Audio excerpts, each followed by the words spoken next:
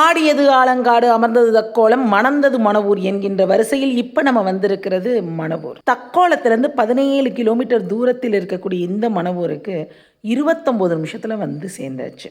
இறைவன் இங்கு திருமண கோலத்தில் நந்தியம்பெருமானுக்கு அகத்தியருக்கும் காட்சி கொடுத்தது தான் இந்த தலத்தின் தனி சிறப்பே. ஆனந்தவல்லி உடனுரை நந்தீஸ்வரராக இறைவன் இங்கு காட்சி கொடுக்கிறார்.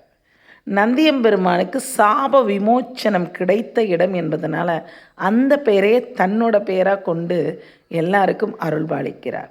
அகத்தியருக்கு மணக்கோலத்தில் இறைவன் மகிழ்வித்ததால் இந்த ஊருக்கு மணவூர் என்ற பெயர். அதிகப்படியான மழை காலங்களில் வெள்ளம் பெருக்கெடுத்து ஓடும் பொழுது நிறைய பேர் கேள்விப்படுற பேர் கொசசலை. அப்படிப்பட்ட ஆற்றங்கரை ஓரமாக தான் நம்ம 3 கோயிலுமே அமைஞ்சிருக்கு. குசம் என்றால் தற்பைன்னு பொருள். தற்பையிலிருந்து இந்த நீர் ஊற்றெடுத்து வருவதனால இந்த பேர் வந்திருக்கும் அப்படின்னு ஆய்வாளர்கள் சொல்கிறாங்க. இந்த கொசசலை ஆற்றை சுற்றி நிறைய பழமையான திருத்தலங்கள் இருக்குது. ஏன் இதே மணவூரில் இன்னொரு கோயிலும் கற்கடேஸ்வரர் திருத்தலம் மிக பழமையானதாக இருக்குது.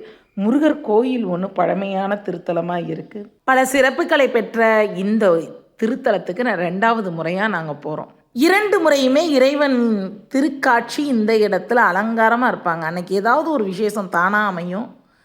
நான் சுவாமியும் அம்பிகையும் இணைந்த ரூபத்தில் தரிசிச்சுட்டு வருவேன். அதே மாதிரி தான் இந்த முறையும் இருந்தது. அமைதியாக அப்படியே உட்காந்து இந்த ஊர்த்தவ தாண்டவம்னா என்ன, உக்கடி ஆசனம்னா என்ன, இந்த மனக்காட்சினா என்னன்னு யோசிக்கும் பொழுது ஒன்றை புரிந்து கொண்டேன். இங்கே இருக்கிறது எல்லாமே தத்துவம். ஒரு வரலாறு நம்ம அதில் சொல்கிறாங்கன்னா அதுக்குள்ளே இருக்கக்கூடிய தத்துவம் அலாதியானது. அதனால தான் திருஞான சம்பந்தர் தன்னுடைய பதிகங்களை சாக்கியரும் சமணர்களும் தத்துவத்தை ஒன்று அறியாதவங்கன்னு சொல்லுவார்.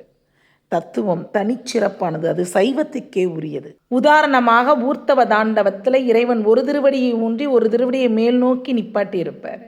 ஊன்றியதால் உயர்ந்ததோனோ மேல் தூக்கியதால் இது உயர்ந்ததோனோ பார்க்கக்கூடாது.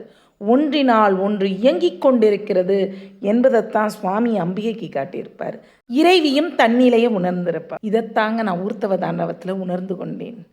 அவன் இன்றி அவள் இல்லை, அவள் இன்றி அவனால் ஆவது ஒன்றில்லை அப்படிங்கிற ஒரு தெளிவை நமக்குள்ளே ஆழ்ந்து பதியும். அதனால தான் அகத்தியரும் எல்லா இடத்துலையும் திருமண கோலத்தில் தான் காட்சி தர சொல்லுவார் சுவாமி. அந்த திருமண கோலத்தோட ஆழ்ந்த பொருளை உணர்ந்துக்கிட்டிங்கன்னா காண்பதெல்லாம் சிவமயமாக சக்திமயமாக இல்லைங்க, சிவசக்திமயமாக நமக்கு காட்சி தரும். அந்த வாழ்வில் வாழ்வது அற்புதமானது. அந்த வாழ்வை நோக்கி தான் எங்களுடைய பயணம்.